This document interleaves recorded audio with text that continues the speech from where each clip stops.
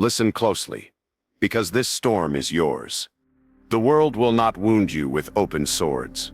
No, its sharpest blade comes as an embrace. Betrayal is carved not by enemies, but by brothers, lovers, and the ghosts you once protected. It is the hand that once fed from your fire that will strangle its flame. The wolf is not slain by strangers who fear his fangs, but by the pack he trusted at midnight.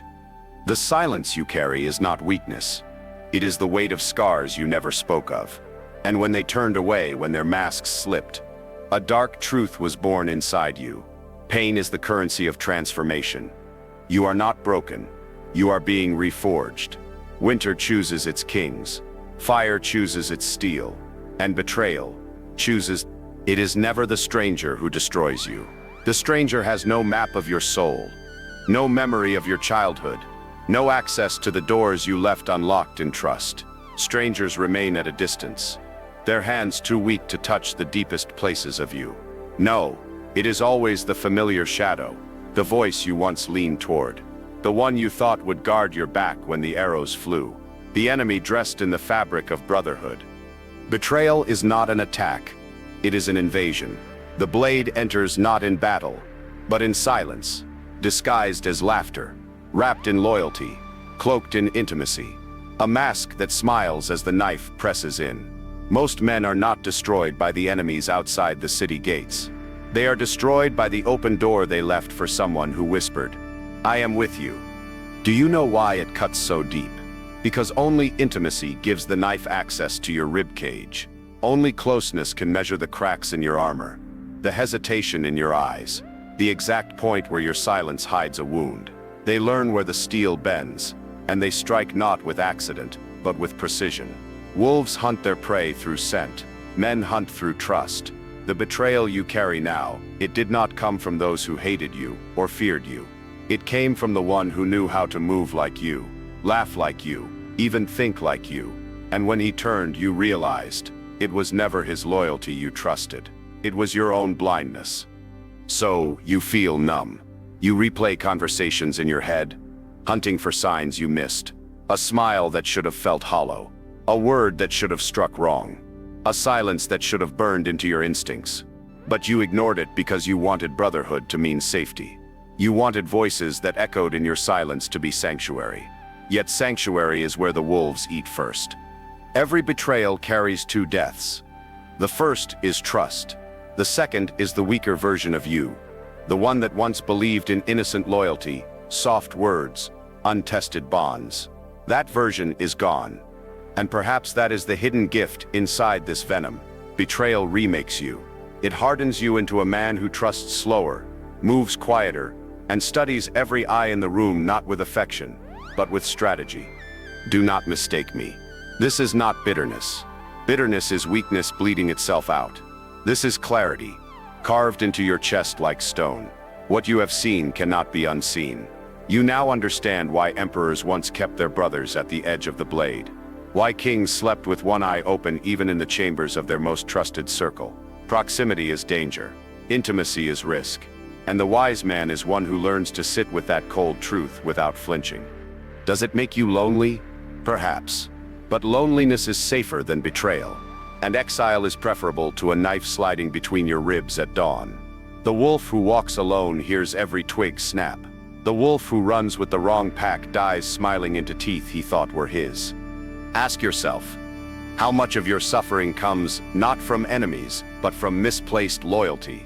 How many times have you lowered your guard because someone wore the mask of kinship? You already know the answer. Too many. The record of your scars is proof enough. And so you must resolve something within yourself. Never again confuse warmth for safety.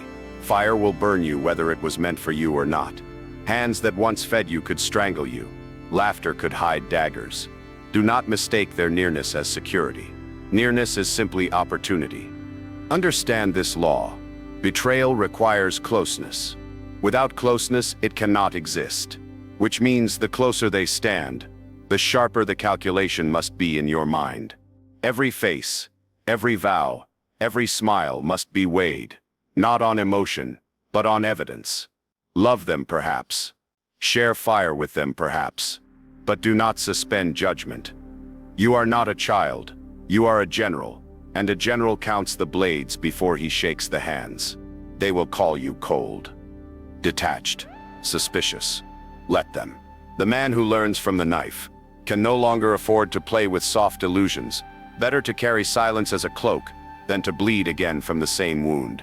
Better to walk alone crowned by scars than to kneel with company that plots your fall. This is the education betrayal gives. Brutal, necessary.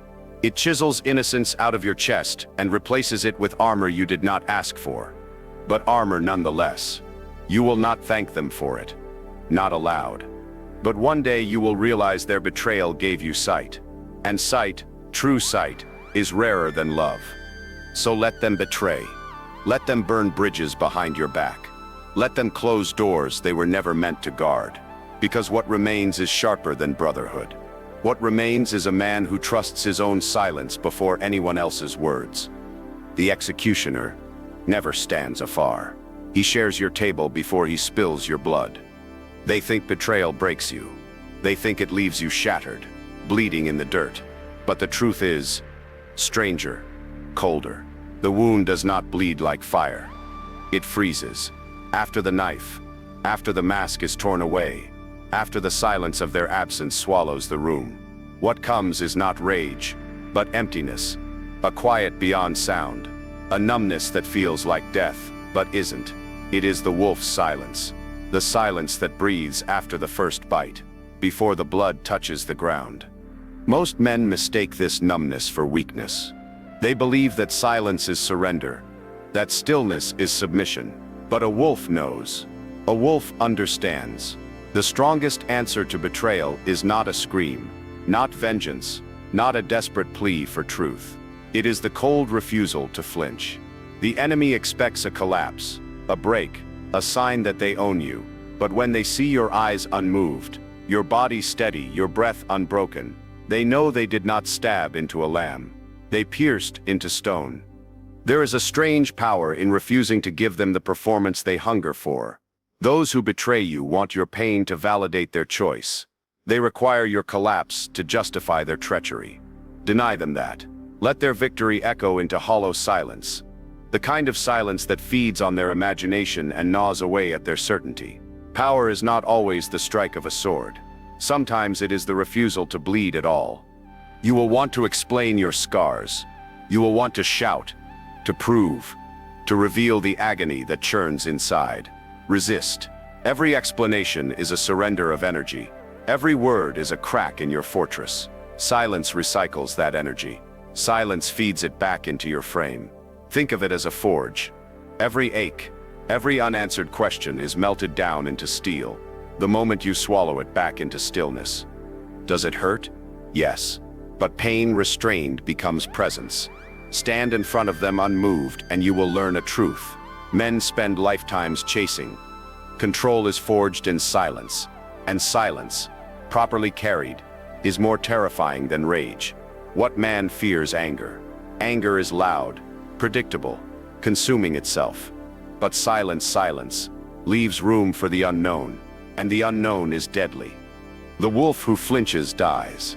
The wolf who freezes becomes winter itself. Betrayal teaches you this cold patience.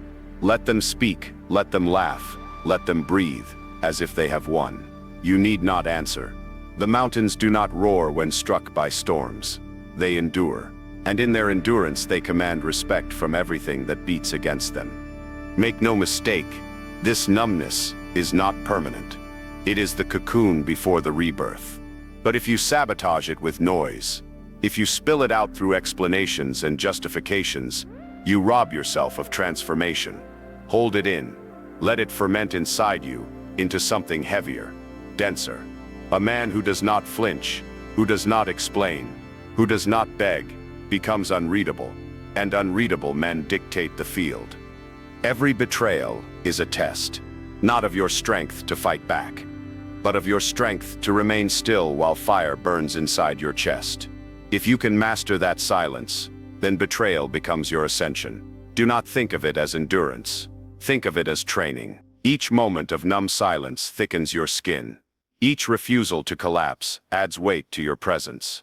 Until one day, nothing around you can move you, because you have become immovable. The world is watching. Enemies, allies, strangers. They all study your response. Do you howl like a wounded beast? Do you collapse like a servant discarded by his master? Or do you simply stand, eyes quiet, body unbroken? Understand this, only one of those paths makes kings. The others make slaves. And here is the paradox. Silence will make them rage. They will crave your breakdown. But when it does not come, they rot in their own venom. Betrayal feasts upon the collapse of its victim. Starve it. Let your numbness suffocate the hands that hope to see you burn. You must become comfortable with the stillness that follows betrayal. You must sit with numbness as a friend, because that numbness is not death. It is proof that you survived, proof that you are sharpening into something beyond them, something untouchable. So when they look back at you, hoping for scars they can mock, hoping for weakness they can name, let your face remain a frozen storm. Wolves do not flinch, and neither will you. The loudest scream is silence, and the deadliest vengeance is stillness. Exile, a word that tastes bitter on the tongue, yet echoes like prophecy. When betrayal strikes, when the circle you once trusted closes its gates, you find yourself alone, cut off, banished not always by decree, but by silence. Their absence becomes your prison, and at first it feels like death. The absence of familiar voices gnaws. You replay their laughter, their promises, their false brotherhood. You wonder if you are the one who is broken. Exile is not merely the loss of people. It is the collapse of identity itself. Who are you when the ones who once named you deny you? But here lies the hidden alchemy. Exile is not destruction. It is purification. Civilization softens a man. Brotherhood dulls his edge. Comfort feeds lies into his blood. Only in exile does truth arrive. When the fire burns out and no hand reaches for you, you are forced to meet yourself in the dark. And most men spend lifetimes running from that mirror. The wolf cast out from the pack does not simply vanish. He starves. He struggles.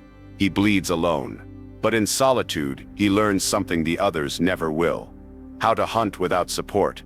How to move without approval. How to thrive in silence. Each night of hunger sharpens his fangs. Each lonely walk through snow forges his resilience. And when he returns not as a follower, not as a beggar for belonging, but as a sovereign force. Exile chooses you to show you what comfort has hidden. And though it feels like punishment, it is coronation in disguise. Every king was once exiled. Every warrior who carved his throne spent nights abandoned in shadow. The crown is not given in light. It is hammered in the caves where men are forgotten, where their cries are swallowed by night, where their only companion is their own breath echoing against the walls. It is there that identity, stripped of masks, forges into iron. You will resist it at first. You will crave the warmth of the circle you lost, but that craving is weakness clinging for its final breath. Stay with it. Let the silence break you. Let the loneliness hollow out your chest until there is nothing left but the core of who you are. And when you rise from that hollow shell, you will not be the man who begged for brotherhood. You will be the man who needs nothing, who commands presence without applause. That is when you begin to see exile not as loss, but as gift. Think of history. How many rulers, exiles, mad prophets, and displaced warriors returned from abandonment sharper than when they were cast out. The desert becomes their school. The wilderness becomes their forge. They learn to walk with ghosts, and by the time they return to the world of men, they no longer walk among mortals. They walk above them. Exile creates kings because it teaches sovereignty. In exile, there is no one left to beg approval from. No faces applauding. No brothers guiding. No family soothing. The abandoned man learns that his voice must become his own law. His silence, his only shield. And that kind of man is ungovernable. He cannot be controlled because he has already lived without belonging. They cannot exile him again. He has turned exile into his kingdom. Understand this, and never forget it. The throne you dream of, the crown you imagine, will not be handed to you in a hall of friends. It will be carved in the snow where no one sees, in the nights where no one answers, in the moments where you are on your knees staring into nothing. That is where kings are made, not in the crowd, but in exile. So when you find yourself cut off, betrayed, wandering in silence, do not curse it. Do not beg to be welcomed back. Stand still and let the wilderness shape you. Let hunger sharpen you. Let loneliness strip you raw. It is exile that teaches you the weight of sovereignty. And once you wear that weight, no man, no circle, no betrayal can unmake you. Remember this truth. Exile is not exile at all. It is initiation. Your banishment is not punishment. It is the hidden coronation of the unrecognized king. Scars are the only proof that you have lived. Yet most men hide them. They treat them like shame, like stains that expose their weakness. But here is the truth, written in shadow. Scars are not proof of weakness. They are proof that you survived what was meant to destroy you. Every scar is a record no one can erase. The skin splits, the bone bends, the soul cracks. Yet you remained. You endured. And the mark stayed, not to humiliate you, but to anoint you. Authority is not ink on parchment. It is not crowns passed down by inheritance. Men do not follow rulers because of titles. They follow rulers because of scars. When you stand before them marked, they feel it. The resonance of a man who has carried betrayal, hunger, wounds, and did not vanish. The scar is not decoration, it is contract. It declares, I have suffered, and I am still here. That is authority. The untested voice always rings hollow. The smooth-faced king without scars commands nothing but fake loyalty. His presence evaporates in storms. But the scarred man, the man who bears records etched into his flesh, his gaze is heavy, his silence unshakable. Authority lives in him because he has already crossed through suffering and come back sharpened. What can the world take from him now? What can it threaten him with? Pain? He wears it on his skin. Loss? It dripped from him years ago. Betrayal? It has already carved its lessons into his back. The scarred man walks into the room and does not ask for obedience. He doesn't need to. Men see their reflection in him. What they fear, what they refuse to face, what they cannot survive. His scars ignite their hidden memory of pain, and instinctively they acknowledge him. Some in reverence, some in fear, but all in recognition. Do you understand the gravity of this? Scars are not flaw. They are proof of initiation. They are the seal the world stamps on men worthy of standing in the arena. Without scars, you are unmarked, untested, untrusted. With them, you announce yourself without words. Every cut, every wound, every betrayal becomes a signature in a language only warriors, kings, and survivors can read. Most will keep hiding their scars. They will pretend, cover them with noise, blur the lessons. They live in fear of being seen as weak. But you, if you carry them right, you turn them into emblems of strength. They become your scripture. Not something you recite, but something you show simply by being present. These scars speak, here is a man who saw fire and walked through. And here is something deeper. Scars are not only seals of survival, they are defenses. Betrayal cannot slice you in the same place twice. Pain carves new walls into your body, fortifies blind spots, ensures you never fall the same way again. The unscarred man may be tall, strong and proud, but he is fragile. He has no map of wounds, no archive of fire. One strike can shatter him. But the scarred man is armored, not with steel but with memory. Every scar is a shield. Where flesh has healed, the spirit has thickened. He is not harder to kill because he avoids wounds. He is harder to kill because wounds do not erase him. So watch yourself change. At first, you will despise them. You will trace your scars with regret, asking, why me? Why this? But time, silence, and solitude will reveal the truth. You were chosen to wear these marks because you were strong enough to carry them. Weak men do not get scars. Weak men fall apart and vanish long before scars can form. These marks belong to the ones who stayed upright after the storm broke. That is why they glow with authority.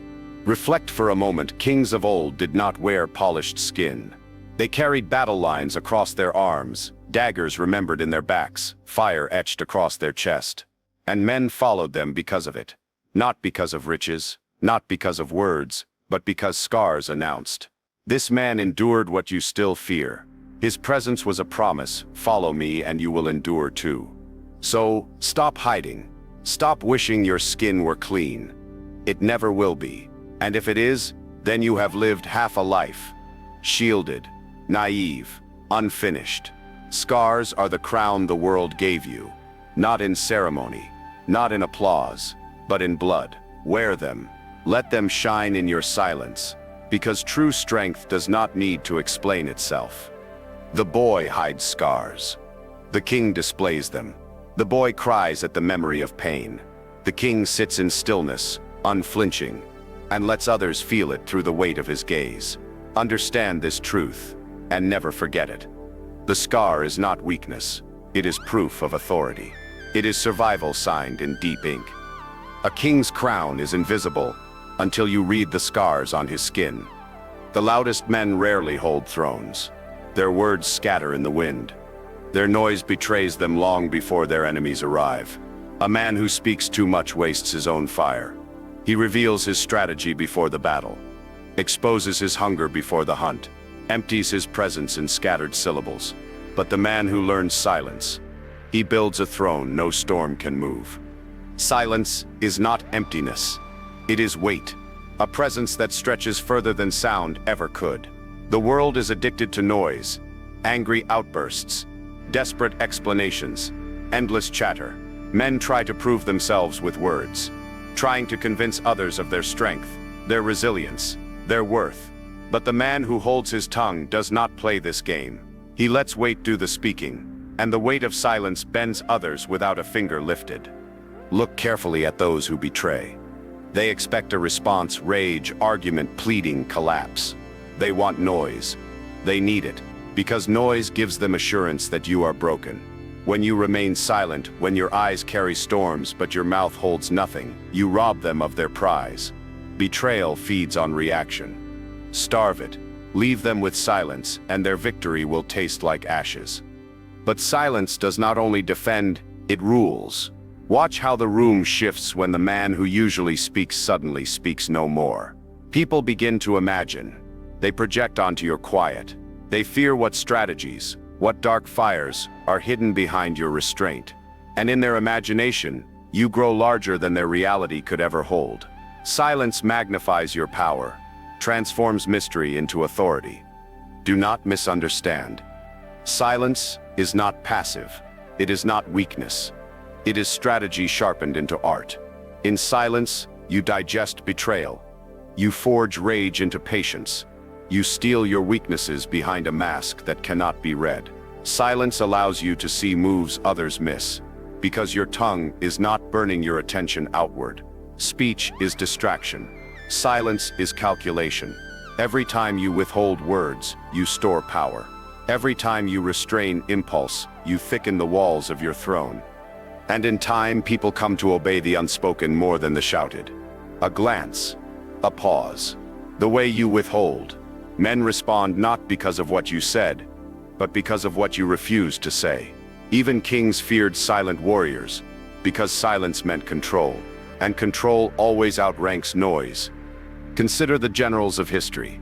The ones who boasted, who shouted of their plans, found themselves ambushed, predictable, broken before their swords left their sheath. But the generals who spoke little, who moved slow, who hid their thoughts as if they were sacred, these were the ones who conquered. Their silence built crowns, their restraint made kingdoms bow, because enemies cannot strike what they cannot read. This truth is simple, but it will wound your old self. Every needless word costs you something. It bleeds your energy, weakens your presence, feeds your enemies. Yet silence compounds. It gathers, it grows, it becomes a throne. Each time you withhold, you are not withholding at all. You are shaping. You are stacking invisible stones to sit upon later, when all noise has burned itself dry. This does not mean you never speak.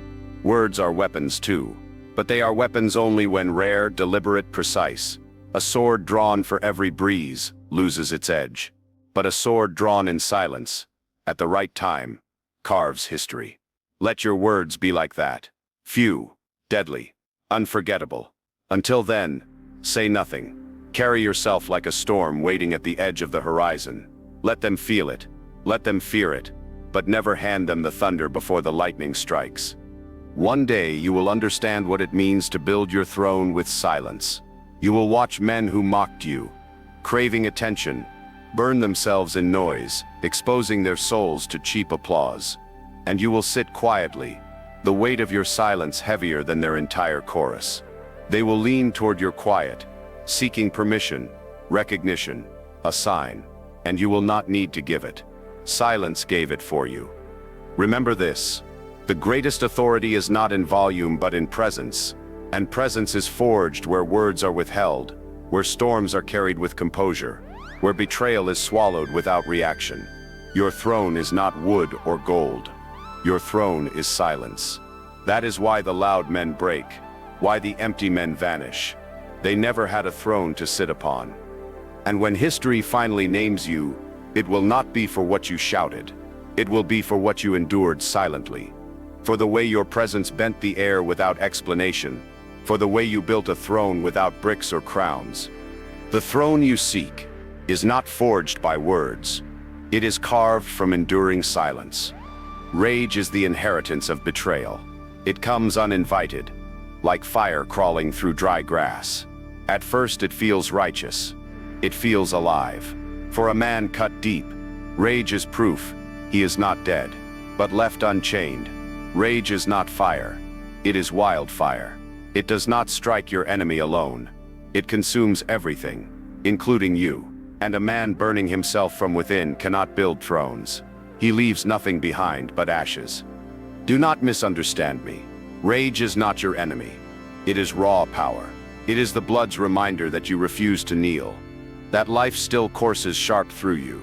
But power without discipline devours its wielder. A blade sharpened too recklessly will shatter on impact. Fire left without walls will burn. Not the fortress of the enemy, but the soil you need to grow. Rage is the same. It must be directed. Held, molded like iron in the forge. The betrayed boy screams. The betrayed man controls. This is the divide.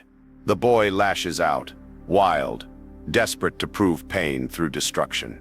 The man sits in stillness, feeling the inferno run through his veins, acknowledging it fully, yet refusing to bow to it. He knows that there is no greater mastery than command of the self. No empire could ever rule him as fiercely as his own emotions once did. And when he masters himself, no betrayal can touch him. No wound can unmake him. No enemy can predict him. So hold your rage. Do not silence it. Do not bury it. Those who repress it become hollow. Instead, study it. Listen to it. Rage tells you where the wound lies. Rage reveals what you value. But rage alone is not strategy. If you act on it instantly, you are no different than an animal biting at shadows. Discipline is when you make rage kneel. Not kill it. Kneel. Rage becomes your soldier, not your master. Imagine yourself as fire. If you explode, you consume everything nearby for a moment of spectacle, bright, loud, soon extinguished. But if you consolidate, if you become coal, heat compressed beneath the surface, you burn longer, hotter, stronger. Silent fire outlasts wild flames. Silent fire forges steel. There will be moments where betrayal pushes you to the edge, where you want to scream their names in fury, burn their bridges to spite them, confront them in raw violence. Pause. Stillness here is domination. Every moment you withhold, you starve them of control. They wanted to provoke you into collapse. They wanted you loud, scattered, reckless. But you hold the fire inside, and it thickens. It sharpens you. They thought their betrayal would break you, yet it forged another weapon for your arsenal. Do not let anger become cheap. It should not be spent on words, not wasted on the undeserving. Rage must be invested only when it builds, not when it destroys without purpose. A man who chooses when to unleash his fire carries an aura that no one dares test. Those around him sense it, not in what he says, but in what he does not say. His silence is heavy with storms. His patience is edged with fire. Everyone knows if he strikes, it will not be wild. It will be final. This is where discipline separates the kings from the restless. Most men burn out before they ever rise. They let rage poison their minds, corrode their focus, scatter their energy. They become predictable, prisoners of their own emotions. But the man who learns to sit with rage, to breathe it, to withhold it, becomes untouchable. He rules his fire, and because he rules it, he can direct it where it matters most. Into creation, into strategy, into empires others could not even imagine. Understand this. Control of rage is not suppression. Suppression is denial, and denial rots the soul. Control is ownership, acknowledging the lava inside you, and then shaping it like a blacksmith bends molten steel. Each strike on the anvil makes you harder, sharper, deadlier. Betrayal did not gift you destruction. It gifted you the forge. So let them think they wounded you. Let them laugh, thinking you burn in chaos. Only you know the truth. You do burn, but not blindly, not wildly. You burn with discipline. You have become fire that waits, fire that judges its moment, fire that sustains lifetimes, not seconds. Patience is the deadliest form of rage. Hold it long enough, and it becomes indistinguishable from power. So carry your fire in silence, beneath still eyes and steady breath. Let them search for weakness and find only smoke rising from the throne you built. You do not rage loudly anymore. You rage like a storm brewing over mountains, the kind of storm that no man can stop, the kind of storm that chooses when and where to break. The fire that consumes is weakness. The fire that waits is empire. Strategy is the crown no one sees. Yet all men recognize when it rests upon your head. Power does not belong to the loud, nor to the impulsive. It belongs to the man who conceals his fire, who masks his intent, who wears silence as armor and patience as a weapon. The betrayed man often hungers for revenge in haste. He swings blindly, thinking speed will heal his wound. But haste is cheap. Rage without calculation is charity to your enemies. True power does not rush. True power waits. You must learn to see the board like a general, not like a wounded boy. Life is not chaos. It is chess played in shadows. Every move reveals something. Reveal nothing. The enemy who betrayed you wants your reaction. They crave exposure, a glimpse of your hand, proof they still command some piece of you. Give them nothing. Starve them of information. Confuse them with restraint. Let them wonder what burns behind your eyes while you march slowly toward inevitability. Cold strategy is not absence of emotion. It is domination of emotion. To feel pain and show calm. To feel rage yet reveal composure. To bleed and still move like you are unbroken. That is mastery. That is sovereignty. The world bends to those who control themselves. And those who control themselves are always 5 steps ahead of the rest. Do not reveal your wounds to those unworthy. Your silence unsettles them more than your words ever could. Make your quiet a mirror. Let them stare and see their own reflection, their own weakness, their own fear. The longer you keep your shadow unreadable, the more unstable they become. They lash out, they overstep, and in their foolishness, they expose themselves without you laying a hand. That is how kings conquer, without movement, without noise, without wasted swings of the sword. The mask is your ally. Do not wear your heart on your skin. Do not grant them entry to your intentions. Learn to move like smoke across the battlefield. Present, undeniable, yet untouchable. The most dangerous man is not the one who reveals his fury, but the one who conceals it until all paths are already closed. By the time his enemies understand, his throne is already built beneath him. Patience, too, is a kind of violence. The kind that breaks without touching, suffocates without striking. Think of the serpent coiling in silence, waiting days, weeks, until a single motion ensures the kill. That is cold strategy. Let your enemies exhaust themselves in noise, in premature battle, in empty displays. You remain still. Their chaos will carve the opening you need. And when you strike, it will not be in anger. It will be in certainty. And certainty is fatal. This is how crowns are shaped. Not in gold, but in restraint. Not in coronations, but in discipline. It is the man who can walk into betrayal, feel the abyss of fury tear through him, yet still breathe slow, still think clearly, still calculate with precision. That man wears an invisible crown long before the world recognizes it. Others bow because they feel it, even if they cannot name it. Presence this composed cannot be faked.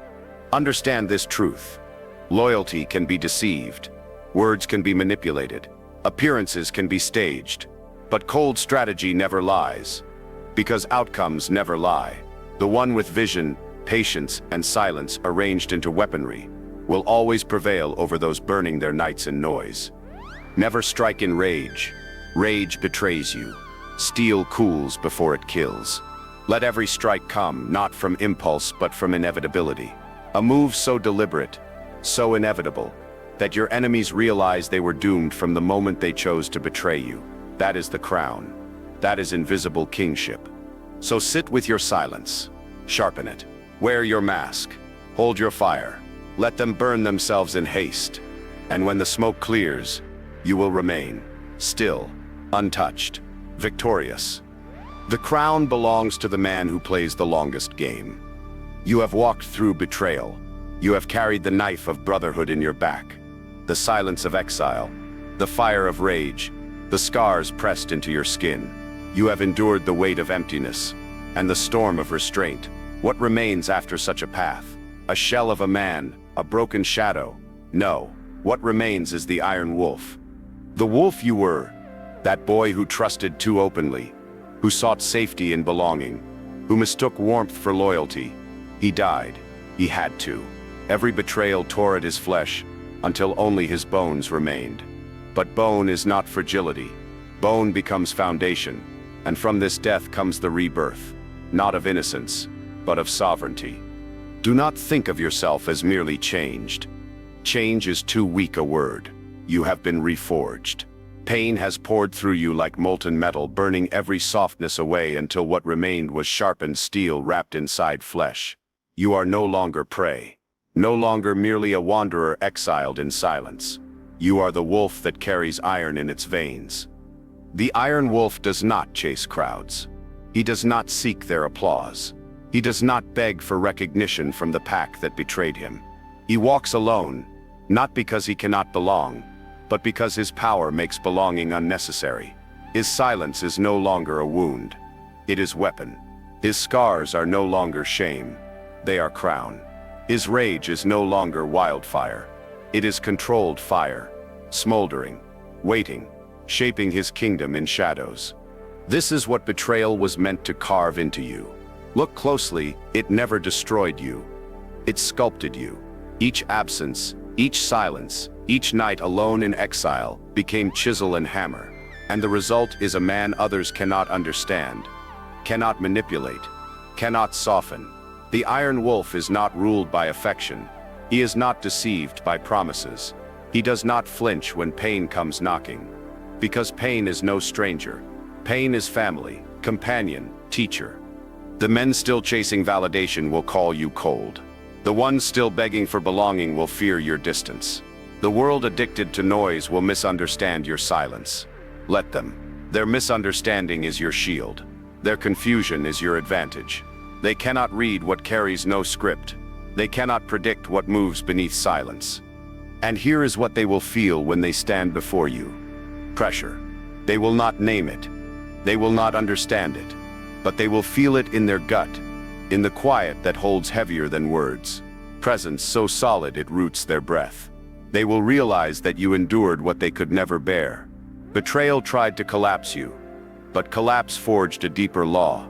The iron wolf bends, but never breaks. You no longer sit among them. You sit above. But this throne isn't made of gold or inheritance. It is made of endurance, carved from winter nights, hammered by lonely days, built in silence where no one applauded, where no one crowned you, where no one saw you.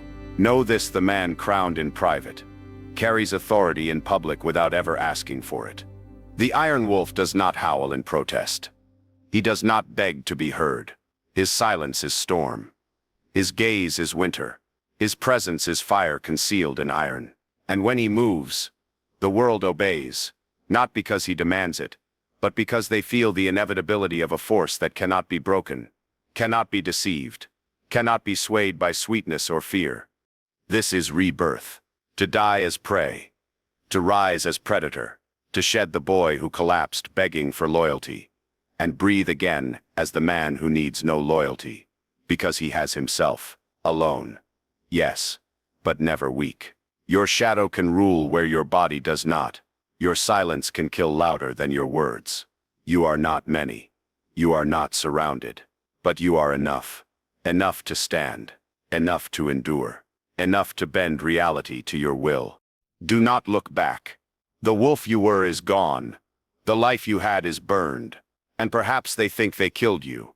Perhaps they believe they left you broken. But the forest knows. The darkness knows. Betrayal does not break men like you. It consecrates them. You are not broken. You are reborn. Forged in exile, scarred into authority, silenced into sovereignty, crowned with cold strategy. The iron wolf walks alone, yet his shadow rules the forest.